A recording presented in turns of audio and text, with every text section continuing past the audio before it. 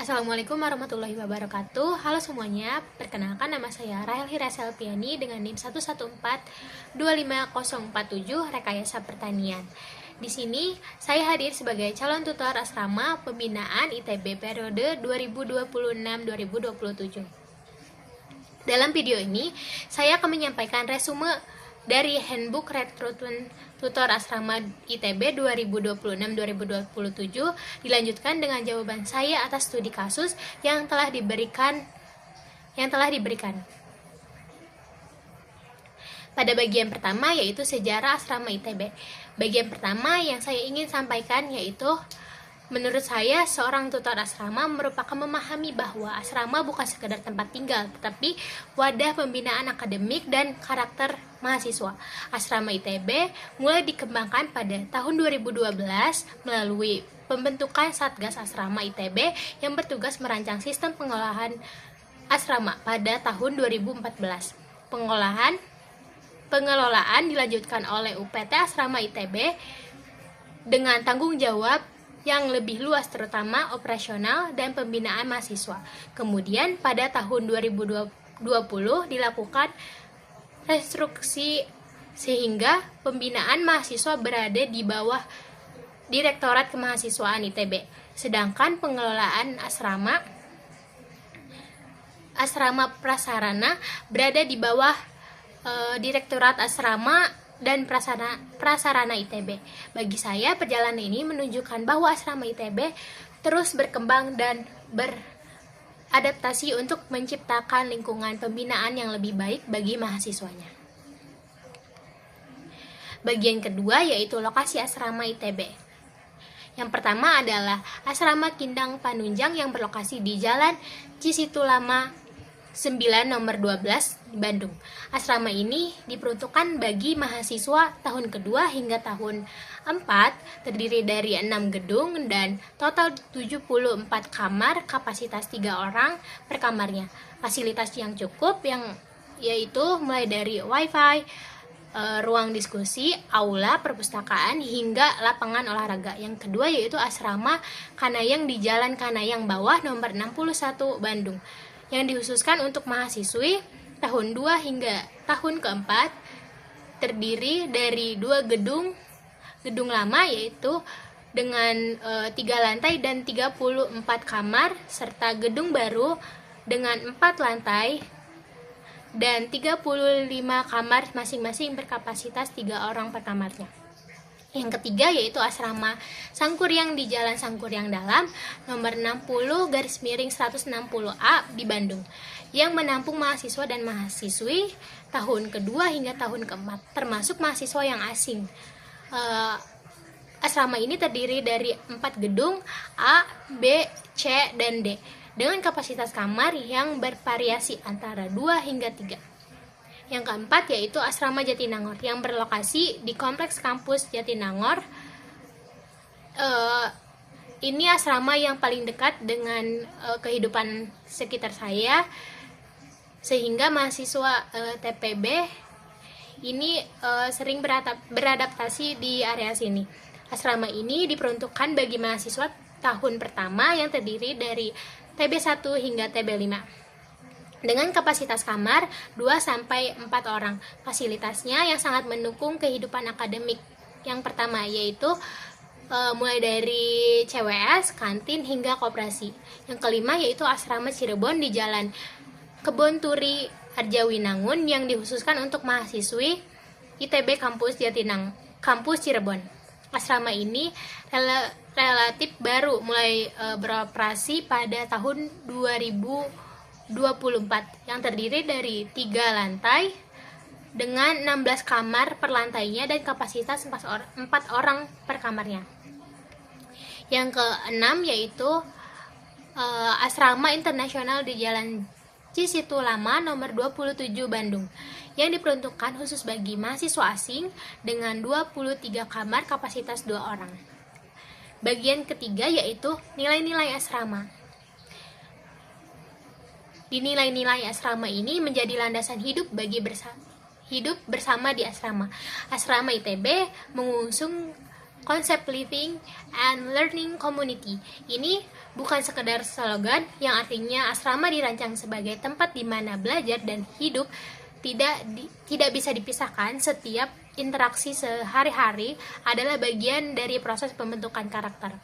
Ada 4 nilai budaya asrama yang saya pegang, yaitu yang pertama berbaik sangka, senyum, kerjasama, dan musyawarah. Yang kedua yaitu disiplin waktu dan antri. Yang ketiga yaitu memungut, memilah, dan memanfaatkan sampah.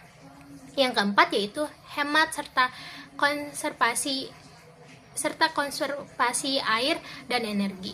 Yang keempat yaitu nilai dari terdengar sederhana, yaitu implementasinya justru yang paling menantang karena membangun kebiasaan kolektif di antara ratusan mahasiswa yang datang di latar belakang yang berbeda bukanlah hal yang mudah. Selain itu, asrama dalam hikmahnya yang merupakan manifesting nilai moral dan kode etik seluruh sivitas asrama ITB. Ada 3 pilar utama di dalamnya. Pilar pertama yaitu bersyukur kepada Tuhan dengan niat yang ikhlas, merancang dengan baik, melakukan dengan fokus dan integritas, melalui menyelesaikan dan menuntaskan. Pilar yang kedua yaitu membangun rasa hormat kepada orang tua, pimpinan asrama, dan pimpinan ITB dengan cara yang saling menghormati, taat pada arahan, dan proaktif menawarkan solusi. Pilar ketiga yaitu kepedulian terhadap sesama penghuni, terhadap lingkungan fisik, serta terhadap keamanan dan ketertiban bersama. Peduli ini aktif bukan pasif, dan sebagai tutor, kepedulian ini harus tercermin di dalam setiap tindakan kecil sehari-harinya. Bagian keempat yaitu kepenghunian asrama ITB. Setiap penghuni memiliki hak yang perlu dihormati dan dimiliki. Mereka berhak mendapatkan perlakuan yang sopan dan hormat baik dari sesama penghuni maupun pihak pengelola. Mereka berhak atas ketenangan dan kenyamanan selama tinggal dan berhak melaporkan gangguan atau ketidaknyamanan secara tertulis. Secara administratif, mereka berhak atas pelayanan pendaftaran, penggunaan seluruh fasilitas asrama, yaitu kunci asrama hingga pengaduan perpindahan kamar bila kondisi tidak layak.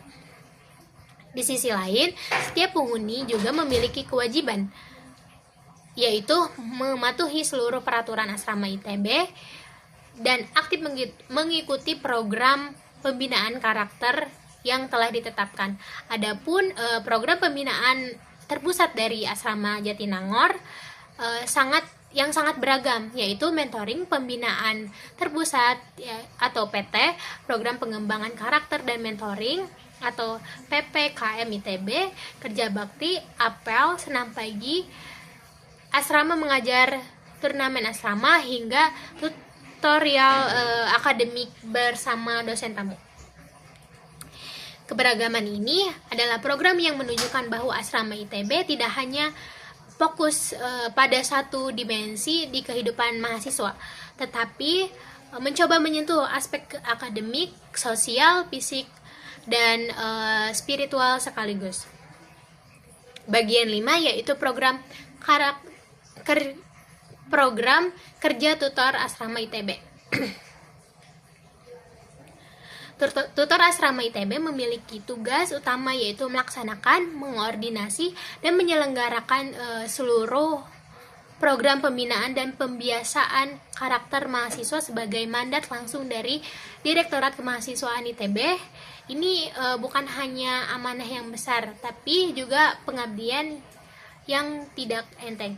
Secara struktural ada 2 kelompok besar tutor asrama, yaitu asrama pembinaan yang berpusat di Jatinangor dan asrama pembiasaan yang berada di Ganesha dan Cirebon.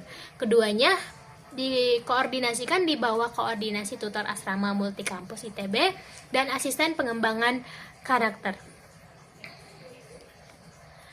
Ada 5 bidang utama dalam struktur tutor asrama, yaitu bidang pembinaan membawai 3 bidang yang penting, yaitu mentoring melalui PJ PMK akademik, melalui PJ akademik, kedisiplinan, kesehatan, lingkungan atau K2L, program kerjasama mencangkup kegiatan mentoring rutin, pemantauan kondisi mante, tutorial akademik berbagai mata kuliah, apel pagi, dan sistem nilai kehadiran.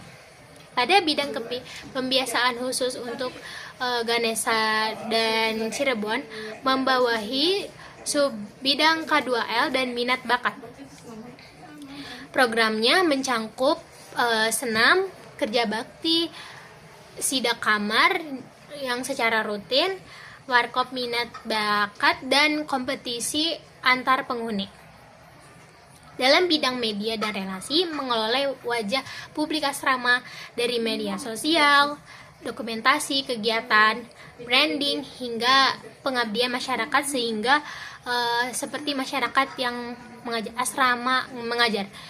Dari bidang sumber daya anggota atau SDA, berfokus pada pengembangan internal tutor ini sendiri, yaitu bonding, internalisasi, penilaian kinerja, pelatihan, dan rekrutmen tutor baru.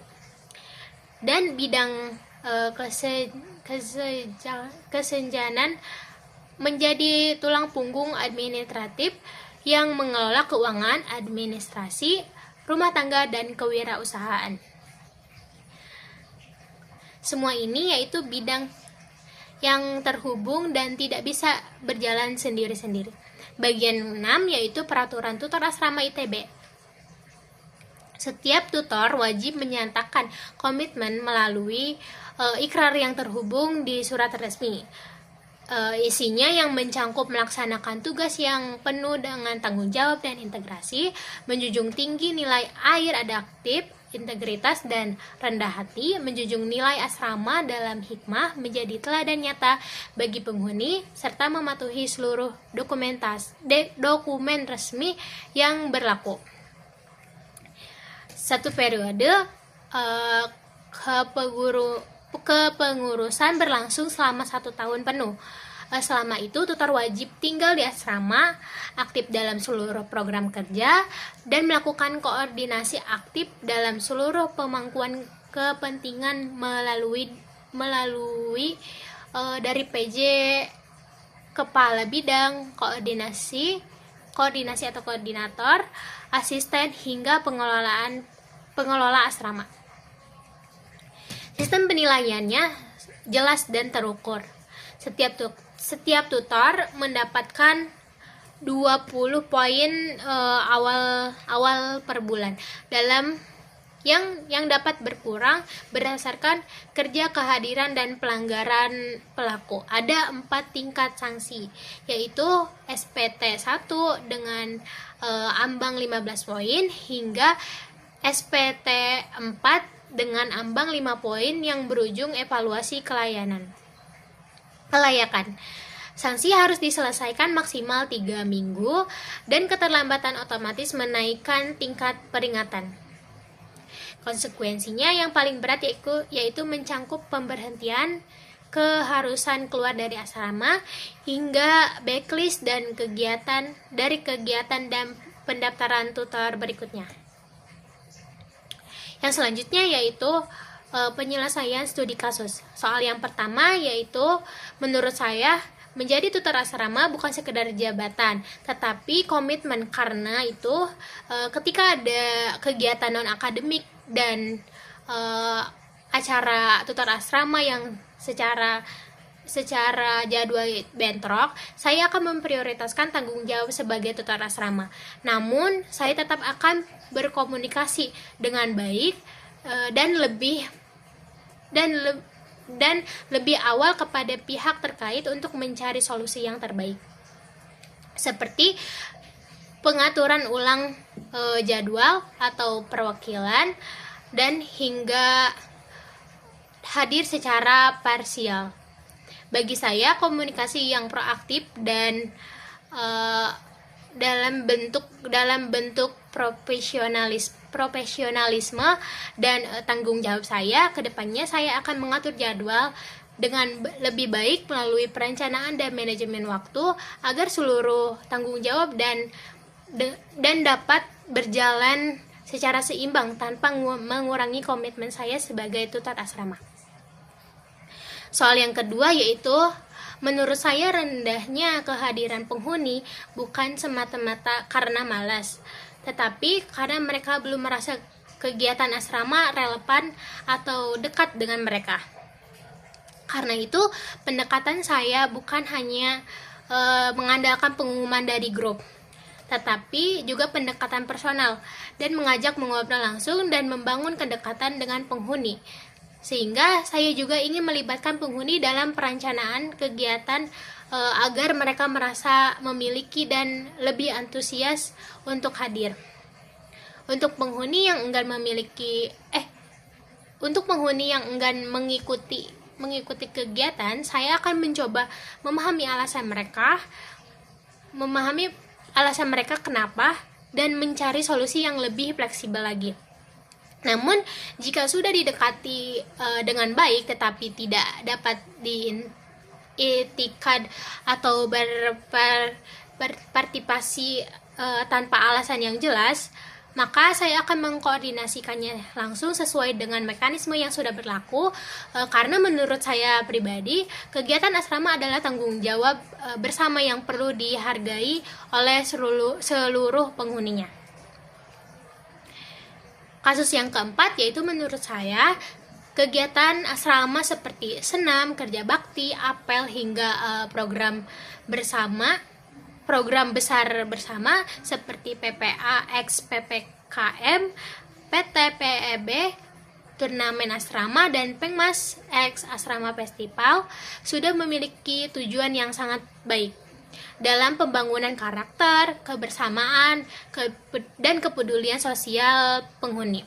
Namun, ada beberapa hal yang menurut saya perlu diperhatikan. Yang pertama yaitu penjadwalan kegiatan sebaiknya lebih disesuaikan dengan kalender akademik agar tidak menambah tekanan mahasiswa tersebut di tengah jadwal kuliah yang sangat padat ini. Yang kedua, beberapa kegiatan terpusat terkadang terasa terlalu padat dan formal, sehingga akan lebih baik jika disertai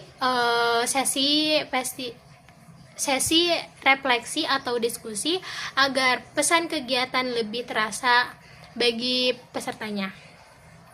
Selain itu, kegiatan seperti turnamen asrama dan asrama festival menurut saya sudah sangat baik dalam membangun semangat kebersamaan. Dengan kedepannya, kegiatan dapat dibuat lebih inklusif dengan memberi ruang tidak hanya dalam bidang olahraga, tapi juga seni, literasi, sains, dan kreativitas lainnya. Secara keseluruhan, menurut saya program asrama di ITB sudah memiliki fondasi yang sangat kuat dan hanya perlu beberapa penyesuaian agar manfaatnya bisa dirasakan lebih luas oleh seluruh penghuninya. Kasus selanjutnya yaitu 4A. Menurut saya pelanggaran terkait miras, narkoba, dan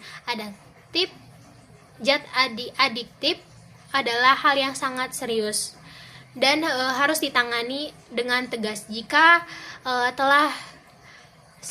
setelah sidak masih terjadi pelanggaran, menurut saya akan segera melaporkannya kepada pihak pengelola atau pembina asrama sesuai dengan prosedur yang berlaku, disertai informasi yang jelas dan objektif. Selain itu, saya juga akan mencoba melakukan pendekatan personal kepada penghuni yang bersangkutan untuk memahami kondisi yang terjadi. Namun, tetap menegaskan bahwa tindakan tersebut memiliki konsekuensi yang tidak bisa ditoleransi kembali. Di sisi lain, saya juga ingin membangun budaya yang saling menjaga antar penghuni agar tercipta lingkungan asrama yang nyaman, aman, dan peduli terhadap keselamatan bersama. Karena itu, menurut saya menjaga keamanan asrama adalah tanggung jawab seluruh asrama, bukan hanya untuk tutor saja. Kasus yang keempat yaitu kasus yang 4B, yaitu jika penghuni masih mengganjal pintu meski sudah diingatkan, saya akan mencoba memahami penyebabnya terlebih dahulu. Apakah karena belum memahami resiko atau mereka mengabaikan aturannya? Saya akan menjelaskan bahwa aturan tersebut berkaitan dengan keamanan dan keselamatan seluruh penghuni asrama tersebut. Namun, jika sudah dipahami tetapi tetap dilakukan, saya akan mendokumentasikan dan melaporkan kepada pengelola untuk tindak lanjuti secara tegas. Menurut saya, aturan perlu disertai konsekuensi agar lebih dihargai. Selain itu, saya juga akan mengecek apakah kendala teknis seperti kartu akses atau fingerprint di pintu itu bermasalah. Jika ada, saya akan membantu menyampaikan kepada pengelola agar akan masalah yang diselesaikan bisa selesai secepatnya. Kasus yang keempat C itu menurut saya kebersihan adalah bagian dari tanggung jawab bersama untuk kamar sesama penghuni kamar. Menurut saya yaitu karena saya akan melakukan inspeksi kamar secara berkala dan terjadwal agar penghuni terbiasa menjaga kebersihan secara rutin, bukan hanya saat diingatkan saja, tetapi itu menjadi cangkaman buat dirinya sendiri juga. Selain itu, saya juga ingin membangun motivasi melalui apresiasi, mulai memberikan penghargaan yang sederhana untuk kamar yang terbersih, agar penghuni itu lebih semangat untuk menjaga lingkungannya. Namun, jika sudah diingatkan atau diberikan kesempatan tetapi tetap diabaikan, maka akan saya menerapkan konsekuensi yang sudah berlaku secara bertahap dan konsisten, mulai dari teguran hingga koordinasi dengan pengelola asrama bila diperlukan. Namun, menurut saya konsistensi sangat penting agar aturan tetap dihargai dan dijalankan dengan baik. Kasus yang kelima yaitu menurut saya masalah kebisingan dan kerusakan fasilitas bersama adalah tanggung jawab yang cukup kompleks karena pelakunya bisa berbeda-beda. Karena itu yang dibutuhkannya bukan hanya teguran, tetapi sistem yang membuat seluruh penghuni itu lebih sadar akan tanggung jawab bersama. Jika ada laporan kepada saya akan memastikan terlebih dahulu bahwa itu benar apa tidak sebelum bertindak melaporkan ke pengelola. Setelah itu saya akan menegur penghuni yang bersangkutan secara personal dan baik agar masalah ini bisa diselesaikan tanpa mempermalukan pihak manapun. Selain itu, penanganan langsung, saya juga percaya pentingnya aturan dan konsekuensi yang jelas sejak awal agar penghuni itu memahami batas serta tanggung jawab mereka terhadap kenyamanan bersama. Saya juga setuju bahwa perlu dibangun rasa saling menjaga antar penghuni sehingga fasilitas bersama dan ketertiban sesama asrama menjadi tanggung jawab bersama, bukan hanya tutor asrama dan pengelola asrama, tapi kita semua harus menjaga itu. Menurut saya tujuan utamanya bukan membuat penghuni itu takut atau malu sehingga aturan itu tidak terlaksanakan, tetapi menumbuhkan kesadaran bahwa asrama itu adalah rumah bersama untuk menjaga kita bersama. Demikian pemaparan saya mengenai resume handbook rekrutmen tutor asrama ITB 2026-2027 dan jawaban studi kasus saya. yang telah diberikan. Saya mendaftar menjadi tutor asrama bukan sekedar untuk sebuah jabatan, tetapi karena saya ingin menjadi bagian dari lingkungan asrama. Saya percaya bahwa kehidupan asrama adalah salah satu proses yang sangat penting dalam pembentukan karakter mahasiswa. Saya mungkin belum sesempurna itu, tetapi saya memiliki niat yang lebih tulus, berkomitmen untuk belajar, dan dalam kesiapan dan berkembang bersama dalam nilai asrama, dalam hikmah, akan menjadi pegangan saya dalam menjalankan amanah ini dan penuh tanggung jawab dan integritas. Asrama ITB dari asrama untuk Indonesia. Wassalamualaikum warahmatullahi wabarakatuh.